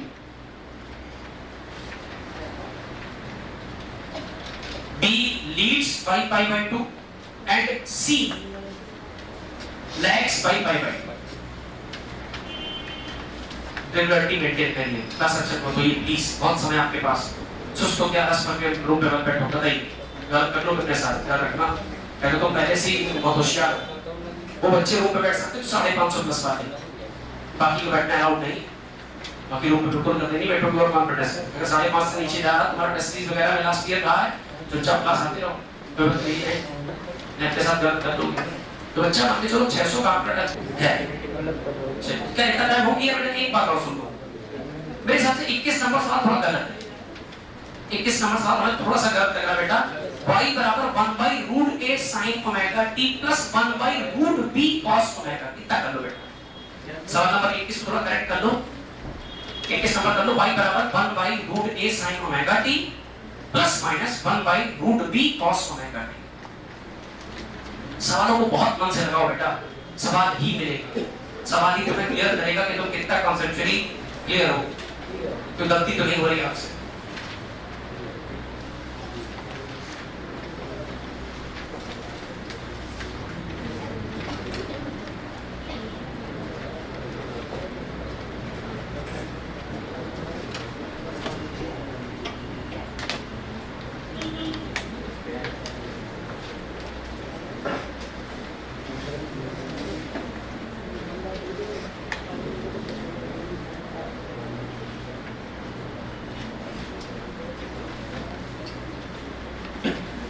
बहुत बढ़िया सवाल किया जाएगा, सवाल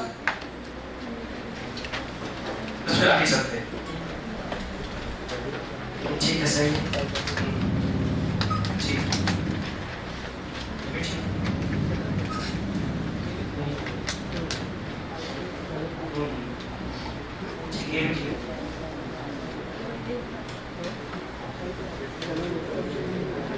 ठीक एडिंग का कनेक्शन कुछ है क्या भाई? A transverse wave propagates in along x-axis represented by 8 sin 0.5 x। सही कर लो बेटा, वो सही है। सवाल नंबर 18 का इक्वेशन देखिए, y बराबर 8 sin 0.5 pi x minus 4 pi t minus pi by 4। ठीक है बेटा, लेकिन एक सवाल बड़ा अच्छा है जेई 2008 का, लेकिन बहुत कुछ सिखाने वाला है, इसके सवाल दो करें। ठीक है जरा सा, बस लास्ट सवाल फिर इसके थोड़ा सा थ्योरेटिकल डिस्कशन हम लोग करेंगे स्ट्रिंग वेव्स का, या साउंड वेव की तरफ पढ़ते हैं, देखते क्या होगा हमारे पास समय बताएगा। देखिए जरा सा, a snapshot of wave, note कर लेते हैं, स्नैपशॉट, झलक, एक झलक,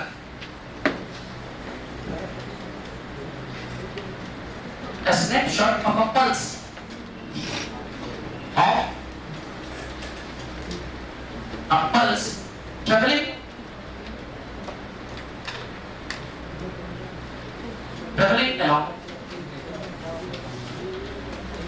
along positive x-axis is given with the detail of p particle. पूरी बात बोर्ड पे लिखना है, with अब सवाल लिखा रहेगा प्रश्न with details of a particle p, the details of particle p,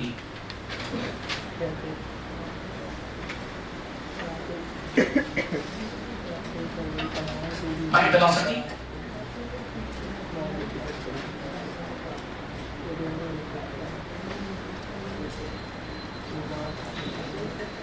of p when it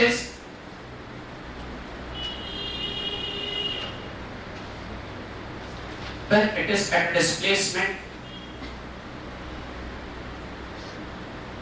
of 5 centimeter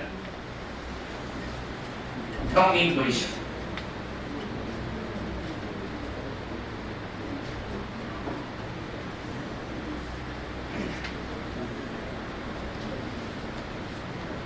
When it is at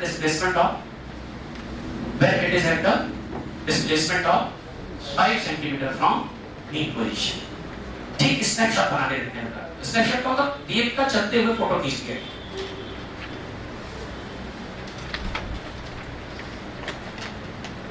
ये एक सेलिब्रिटी की तरीके से आ रही थी, इसका फोटो खींचा गया, इसकी कुछ बातें खास दी गई, इससे वेव जिस तरफ जा रही है उसके हिसाब से वेव की वेलोसिटी दी गई 10 सेंटीमीटर पर सेकंड।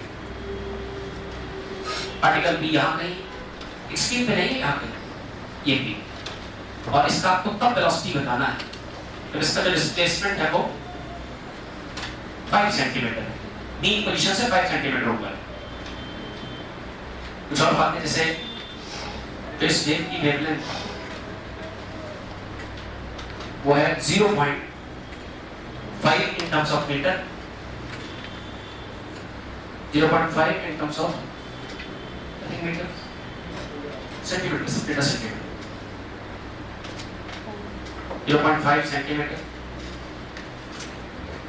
और एम्पलीट्यूड अलग से दिया गया, नीचे दिखा दे थोड़ा ना बात तो सोच समझ करना, एम्पलीट्यूड बिल्कुल सेपरेट, अंतर जुगाड़ लगाते हैं। चलें, अच्छा किसकी वेलोसिटी पूछ रहा, वेव की पार्टिकल? आपको नाम देगा ये बेटा, अब फिर तो सवाल इंटरप्ट नहीं करेंगे, पूरा सवाल ऐसे लिखा है तो समझो किसकी वेलोसिटी पूछ रहा, वेव की वेलोसिटी की पार्टिकल। अच्छा वेव की वेलोसिटी दी गई है, कह रहा है पार्टिकल इस वक्त का मतलब जब वो बीम पोजीशन से कितने पर है 5 सेंटीमीटर पर, कह रहा था कितनी रफ्तार से ऊपर की तरफ जा रहा है कि नीचे की तरफ जा रहा है, कितनी रफ्तार जा रहा है, तो धक्का मुक्की के दौरान इस पार्टिकल का अब वेलोसिटी कितना अब तो 5 सेंटीमीटर पर। अच्छा एक बताओ पार्टिकल क्या कर रहा है, पार्टिकल मोशन कर रहा है कि एसएम मोशन कर रहा है? एसएम की वेलोसिटी का फार्मूला दो फार्मूले, v बराबर a omega cos omega t और v बराबर omega under root a square minus y square. अच्छा कब t वाला कब लगाते थे जब टाइम की इंफॉर्मेशन थी। अच्छा जब आपकी बात किसकी इंफॉर्मेशन है, टाइम की, लोकेशन की, पोजीशन की, तो कोई फार्मूला बता दो एसएम का। हमको पता है कि v p पार्टिकल ये बेटा एसएम कर रहा है, एसएम की वेलोसिटी का फार्मूला ओमेगा अंडर रूट के अंदर a square minus y square. मुझे खाली इतना बता दो क्या तुम्हें ये पता है, पढ़ देखो ये पता है कितना दिया गया है 10 सेंटीमीटर। क्या पार्टिकल का इस वक्त डिस्प्लेसमेंट पता है कितना पता है 5 सेंटीमीटर। अरे ये पता है भाई, पता है क्या मिसिंग है, ओमेगा बराबर क्या 2 पाई f होता है। आओ चिपका देता हूं, ओमेगा बराबर 2 into पाई into f, तो 2 तो सही है, पाई भी सही है, f कहां से लाएं? अरे कोई दिक्कत नहीं, ये क्या है v, ये क्या है लैम्डा, v बराबर f लैम्डा। अगर भैया v बराबर लैम्डा, v बराबर लैम्डा, v की जगह बेटा 10 बराबर फ्रीक्वेंसी, सॉरी लैम्डा कितना बेटा 0.5, डेसिमल हटाइए 0 बढ़ाइए, 5 1 के 5, 5 दूनी 10 की क्रॉस मल्टीप्लाई, तो f बराबर कितना 10 दूनी 20 इन टर्म्स ऑफ हर्ट्ज।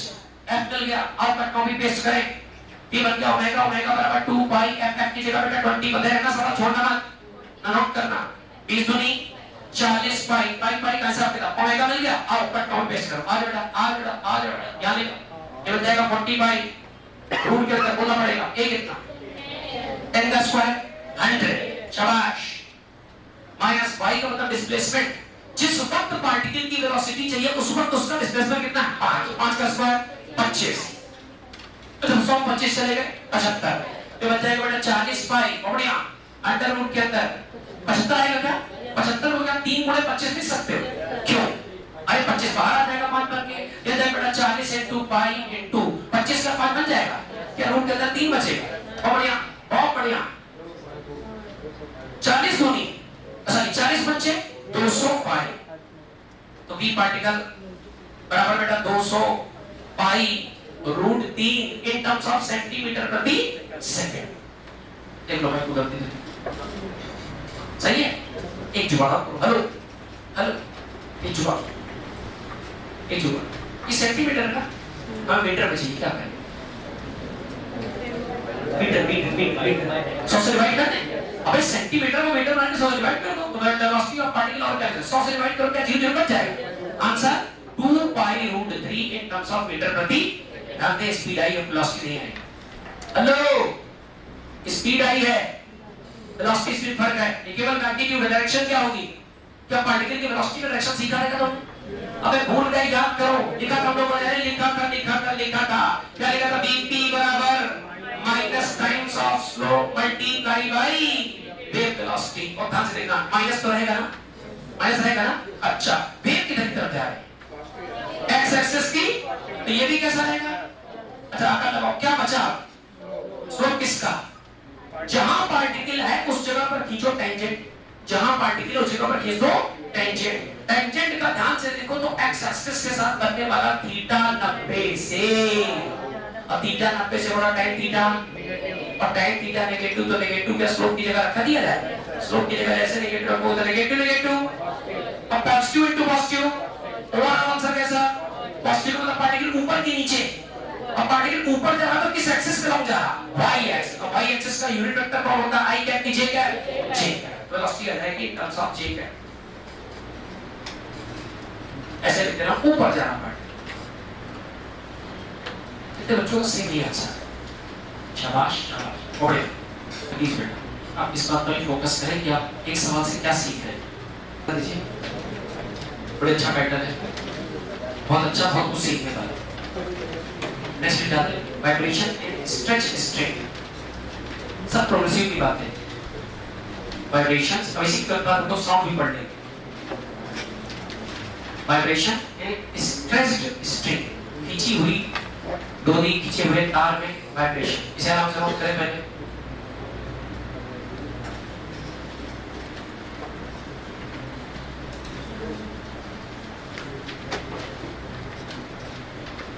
वाइब्रेशन है स्ट्रेच्ड स्ट्रिंग, तने हुए तार के कंपन।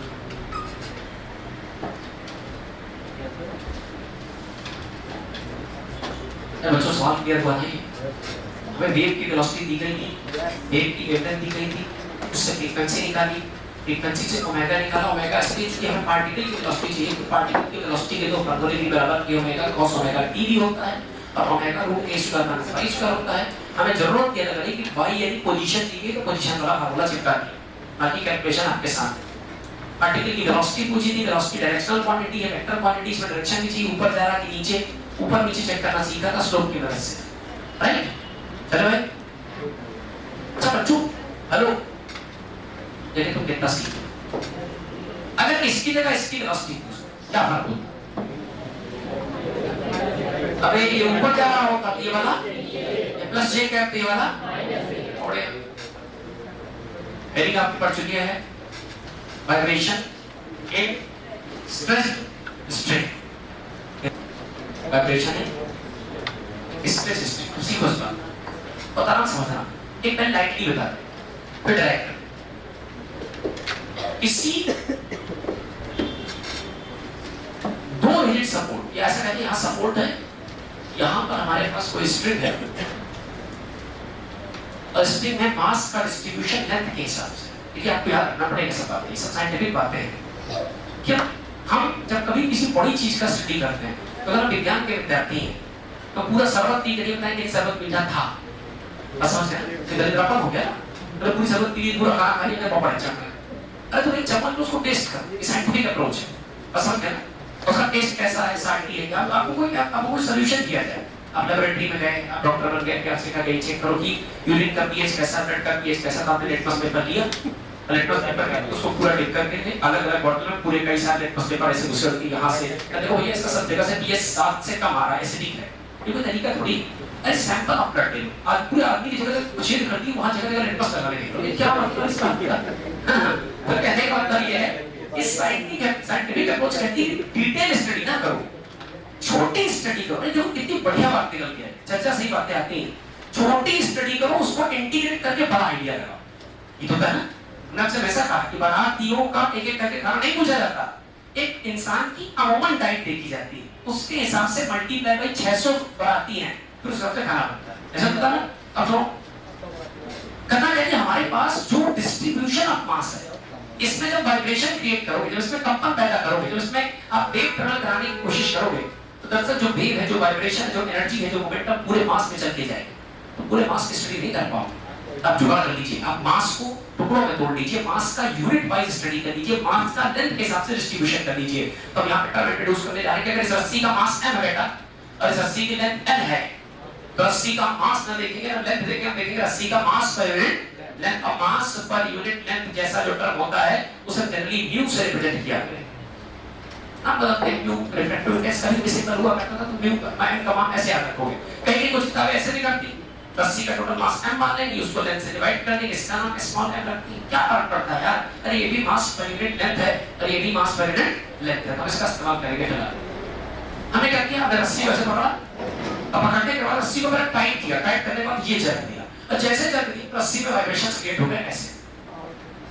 अब वाइब्रेशन क्रिएट हो गए तो वाइब्रेशन के चलने की रफ्तार होगी, भाई वाइब्रेशन का मतलब वेव आएगा। वेव के तीन ही कैरेक्टर पढ़ने लायक है, कौन कौन से?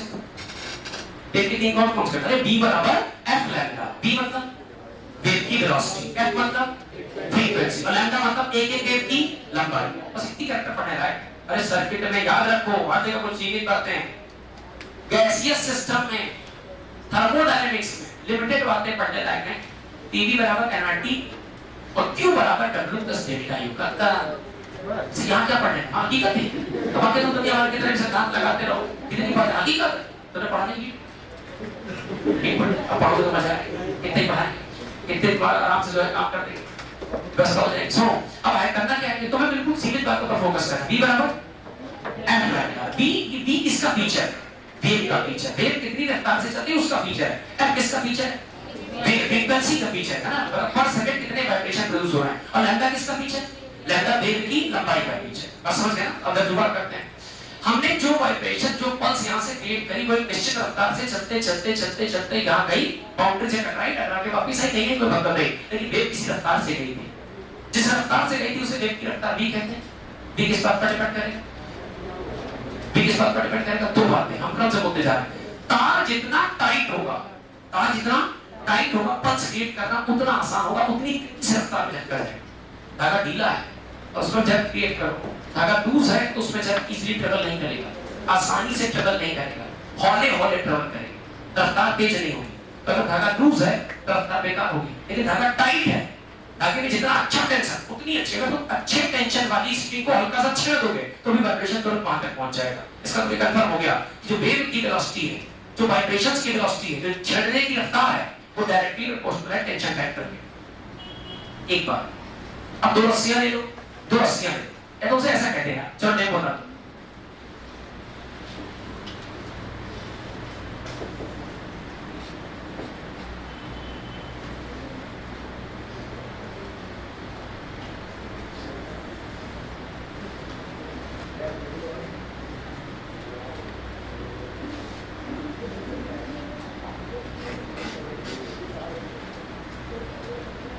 एक ही चीज है, दो रिजिड सपोर्ट के बीच में रस्सी बांध दी, दो रिजिड सपोर्ट के बीच में रस्सी बांध दी, ऊपर 10 न्यूटन टेंशन, देख लो नीचे 0.00 में लूज रस्सी, इसमें जर्क इजीली ट्रेवल करेगा। मतलब किसके एक किनारे पर छेड़खानी की जाए, तुरंत जो वाइब्रेशन है, डिस्टरबेंस है, दूसरे किनारे तक पहुंचेगा, ऊपर वाले के नीचे रहेगा। ऊपर आएगा, क्योंकि ऊपर टेंशन ज्यादा है। ये फीलिंग वाली बात है। इसका मतलब velocity of wave, velocity of jet, velocity of vibration directly proportional to tension, right. एक बात, दूसरी बात देखो,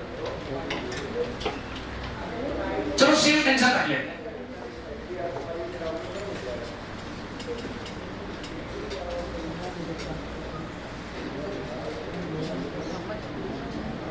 एक पतली रस्सी, एक मोटी रस्सी, जेट प्रोड्यूस करो, इसमें भी जेट प्रोड्यूस करो, इसमें भी जेट प्रोड्यूस करो, और यहाँ फील करोगे तो खड़े हो, यहाँ फील करोगे तो खड़े हो। चलो जेट प्रोड्यूस करो, यहाँ कहाँ जल्दी जेट पहुंचे, पतली वाले में कि मोटी वाले? तो रस्सी में जितनी मास पर यूनिट लेंथ कम होगा, जितना मास कम होगा उतनी रफ्तार अच्छी होगी। मास कम रफ्तार ज्यादा, डायरेक्टली इनवर्सली तो मास और लेंथ का इनवर्स रिलेशन ऐसा। अब डायमेंशनली देखा गया, प्रैक्टिकली देखा गया कि डायरेक्टली प्रोपोर्शनल का सीधे डायरेक्टली प्रोपोर्शनल नहीं होता, बल्कि रूट के साथ एक्सप्रेशन आता है। तो जनरल एक्सप्रेशन आ गया v बराबर, अब इसको दिखा देते हो अच्छे से, v बराबर under of t by q। को समझो ध्यान से, आप किसके वाइब्रेशन पढ़ रहे हो? स्ट्रेच स्ट्रिंग के वाइब्रेशन, तनी हुई डोरी की कंपन पढ़ रहे हो। उसमें आप किसके बारे में पढ़ने जा रहे हो? वेव की वेलोसिटी, जो कि किस किस फैक्टर पर डिपेंड करती है? दो बातों पर। वेव की रस्सी में टेंशन कितना है, और रस्सी का मास पर यूनिट लेंथ कितना है। टेंशन जितना ज्यादा रफ्तार उतनी, और मास पर यूनिट लेंथ जितना कम, यानी रस्सी इतनी पतली रफ्तार उतनी अच्छी, राइट। ये तो हो गया जनरल ऑब्जर्वेशन, बिल्कुल सही सही तुमने फील किया। अब इसको मैं प्रैक्टिकली बताते थोड़ा सा, देखो ध्यान से देखो। जब आप किसी रस्सी में पल्स क्रिएट करोगे, तो पल्स क्रिएट करते वक्त ध्यान से देखो तो रस्सी में मोशन हो रहा है, और मोशन की वजह से रस्सी पे लूप बन रहा है, ये लूप। तो किसी एक लूप को पकड़ लेते हैं, हर जगह एक लूप बनेगा, एक सेगमेंट बनेगा, इस लूप को पकड़ लेते हैं, इस लूप को जूम करके बाहर निकाल, ऐसे बाहर निकाल। ये पार्ट ऑफ लूप है, रस्सी का ये लूप है, उसको जूम करके दिखा दिया, ये देखिए रस्सी का ये लूप है, उसको जूम करके दिखाया, ठीक। अच्छा, इस रस्सी के लूप में ये रस्सी, अच्छा रस्सी के बारे में डिटेल में, रस्सी की मास कितना था? L, लंबाई कितनी थी? अच्छा मास m था, लंबाई L थी। तो इसमें मास पर यूनिट लेंथ कितना है? हाँ जी। अच्छा पूरी रस्सी एक ही टुकड़ा लिया है, पूरी रस्सी एक ही टुकड़ा है, L है कि DL है? DL।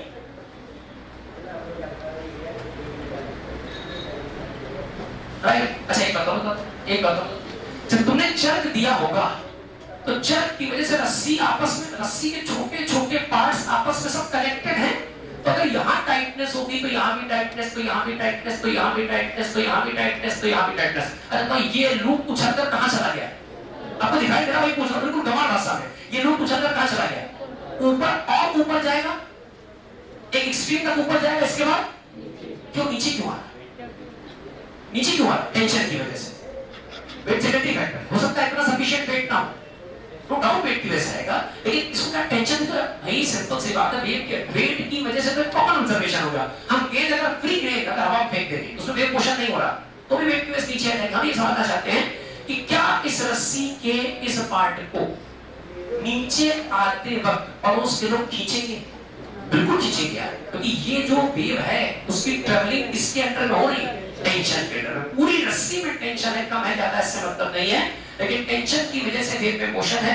तो जो लूप अभी उछलकर नीचे गया थोड़ी देर बाद, फिर जो लूप उछलकर ऊपर गया थोड़ी देर बाद नीचे आएगा, इसे समझने के लिए इधर का लूप खींचेगा, इधर का लूप खींचेगा, खींच के फिर यहाँ नहीं रोक देगा, ये अपने इनर्शिया की वजह से और नीचे जाएगा, फिर ऊपर खींचा जाएगा, फिर वापस आएगा, ऐसे करके वेव मोशन करता है। क्या ऐसा ही होगा? तो बेटा अच्छा भाई, हमने इस टुकड़े को निकाल लिया। अब इस टुकड़े में रस्सी के इधर भी टेंशन और इधर के पार्ट में भी टेंशन, दो तरफ टेंशन। अब देखो जरा, एक काम कर लेते हैं, हमने हॉरिजॉन्टल लाइन खींची, अब सपोज टेंशन का यहां से करने वाला एंगल थीटा कंपोनेंट करते हैं। अच्छा इधर एंगल थीटा तो सिमेट्रिकल स्ट्रक्चर है, तो इधर भी एंगल कितना होगा? थीटा। अब टी के दो कंपोनेंट हो, टी का एक कंपोनेंट इधर आएगा, देखो जरा क्या नाम, टी का cos थीटा, और टी का दूसरा कंपोनेंट नीचे आ जाएगा, टी का sin ऑफ थीटा। इधर बोलना पड़ेगा फिर से, इधर भी टेंशन है, तो टेंशन का एक कंपोनेंट बेटा इधर आएगा, नाम बोलो बेटा टी का cos थीटा, नीचे बोलो नाम बेटा कितना, टी का sin ऑफ थीटा। क्या कुछ कंपोनेंट ऐसे तो कैंसिल कर देंगे? बोलना पड़ेगा, कौन किसे कैंसिल कर देगा? T cos theta T cos theta cancel, तो बचेगा कौन? T sin theta. एक टी sin थीटा की दो टी sin थीटा, क्या सेम डायरेक्शन और सेम डायरेक्शन में क्या ऐड हो जाएंगे? और टेंशन के दो कंपोनेंट टी cos थीटा आपस में, और कौन बचा? T sin theta T sin। अच्छा दोनों टी sin थीटा कहां की तरफ डायरेक्टेड है? अब सुन था नीचे मत बोलो, ध्यान से देखो तो क्या ये दो, प्लीज फोकस करो, नोट करो प्लीज। ध्यान से देखो ये टी sin थीटा नीचे डायरेक्टेड नहीं। इमेजिन करो कि अगर ये कंप्लीट सर्कल होता तो क्या ये सर्कल के सेंटर की तरफ डायरेक्टेड? अरे तो बड़ा सा रूप बना दिया हमने, हमने बहुत ये एक बड़े से पल्स का, बड़ी सी वेव का छोटा सा सेगमेंट अगर खींचा जाए तो इन दो टी का डायरेक्शन सेंटर की तरफ, या तो सेंटर की तरफ डायरेक्टेड फोर्स का नाम सेंट्रीपिटल फोर्स। और सेंट्रीपिटल फोर्स क्या कर्वेचर ऑफ मोशन के लिए रिस्पांसिबल है? और स्ट्रेट लाइन मोशन के लिए चाहिए स्ट्रेट लाइन फोर्स। अगर सेंटर की तरफ पॉइंट करके हमें सेंट्रीपिटल फोर्स चाहिए, और सेंट्रीपिटल फोर्स की वैल्यू का काम, अच्छा सेंट्रीपिटल फोर्स करता क्या है? सेंट्रीपिटल फोर्स बॉडी को रिक्वायर्ड कर्वेचर देता, कर्वेचर के लिए फोर्स चाहिए Fb स्क्वायर अपॉन बॉडी। अच्छा एक बात बता दो, Fb स्क्वायर अपॉन r ही बोल सकते हो, आप इसे Fb स्क्वायर अपॉन बोल सकते हो। एक काम कर लें ध्यान से देखो तो F सेंटीमीटर का काम कौन कर रहा है? एक टी sin थीटा की दो टी sin, दो टी sin थीटा, तो इस बात को मैं देता हूं, दो टी sin थीटा सेंटर की तरफ का सेंटीमीटर काम कर रहा है, दो टी sin थीटा बराबर। आपको जो ऐसा भी सिखाया है कि सेंटर की तरफ काम करके हमारा सेंटीमीटर फोर्स नहीं बाहर से नहीं, ऑटो में पहले से मौजूद होगा। ये दो लोग मौजूद हैं सेंटीमीटर काम करने के लिए। अच्छा यहाँ m, तो m आएगा जी, m का टुकड़ा है, m का टुकड़ा क्या हो जाएगा? dr into क्या आएगा? v स्क्वायर अपॉन क्या आएगा? r। तो देखो तो पक्का एक बात अब जुगाड़ कर लेते हैं। 2 तो 2 रहेगा, t तो t रहेगा, sin थीटा रहेगा मल्टीप्लाई। इधर देखो t किस जगह है, कोई दिक्कत नहीं है, बहुत अच्छे से आपको पता है, हमको ही पता है कि म्यू बराबर क्या था। अभी याद करो m बाई, तो dm अपॉन dl भी क्या म्यू के बराबर होगा? अरे ऊपर t नीचे, तो dm बराबर किसके हो जाएगा? Mu into dl। बहुत बढ़िया, मस्त फिगर लिख दिया बेटा, mu multiply by dl multiply by v square upon कितना बेटा? r। एक जुगाड़ करो, देखो सुनो मैंने प्रीवियस आंसर से, हम साइंटिफिक अप्रोच से जा रहे हैं, इसलिए इतनी मेहनत कर रहे हैं। हमारे पास एक जनरल फार्मूला पहले से तैयार है, वही निकल कर के आने वाला है। अच्छा dl क्या करें? आप एक काम करो, एक काम और ध्यान से, आप इन सेगमेंट्स को सेंटर से ज्वाइन करिए। अच्छा ये थीटा और ये थीटा एक जैसे हो, सिमिलरली ये थीटा भी एक जैसे हो। क्या बताना पड़ेगा? दिखाते हैं जुगाड़, और ध्यान से समझ लेंगे। ये कितना थीटा, तो ये कितना बोलना पड़ेगा, ये कितना, और ये 90 माइनस थीटा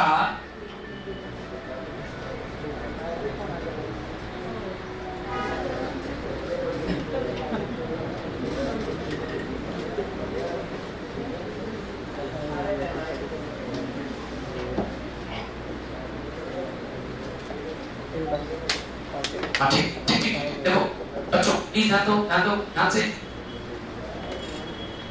ये तो कितना था, तो ये कितना?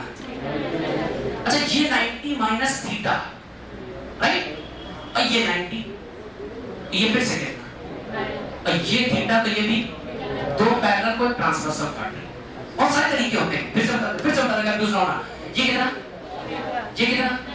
क्योंकि इन दोनों के बीच कितना एंगल है, तो ये 90 माइनस थीटा, ये तो ये फिर से कितना, दो लाइनें पैरेलल, तीसरी ट्रांसवर्सल, तो क्या दोनों एंगल बराबर होंगे? ये थीटा तो ये भी, अच्छा रखा लो ध्यान से देखो, तो ये थीटा टोटल कितना हो गया? 2 थीटा, एंगल हो गया 2 थीटा, एंगल बराबर आर्क अपॉन रेडियस के नाम पर आर्क।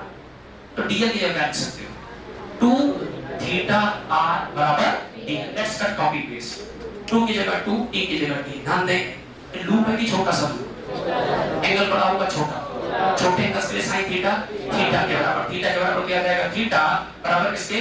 म्यू की जगह म्यू, dl की जगह बेटा 2r theta multiply by v square upon कितना?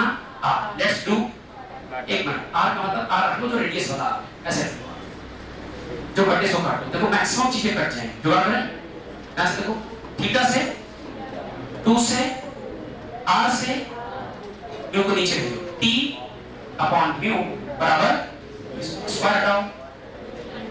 देखो भैया आ रहा है तो पहले सोचा समझ गए? एक मिनट, ये वेव किसने प्रोड्यूस करी? कौन रिस्पांसिबल है? टेंशन और मास पर यूनिट। जनरल फार्मूला क्या आएगा इस बात पर याद रखना, क्या आएगा? V बराबर root of T by mu, जहां T का मतलब टेंशन से और म्यू का मतलब मास पर यूनिट लेंथ से, राइट? इतनी बातें हो। फिर आप देखिए हेडिंग क्या डाली थी आपने? वाइब्रेशन है, इसमें नंबर 1 डाल दो, इसमें velocity in string, velocity of wave, velocity of wave in string.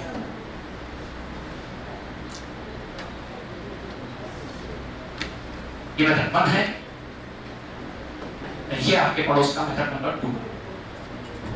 कोई आवश्यक नहीं कि आप मेथड सेकंड नोट करें, लेकिन 1 मन में रखना, क्योंकि सवाल 1 से है।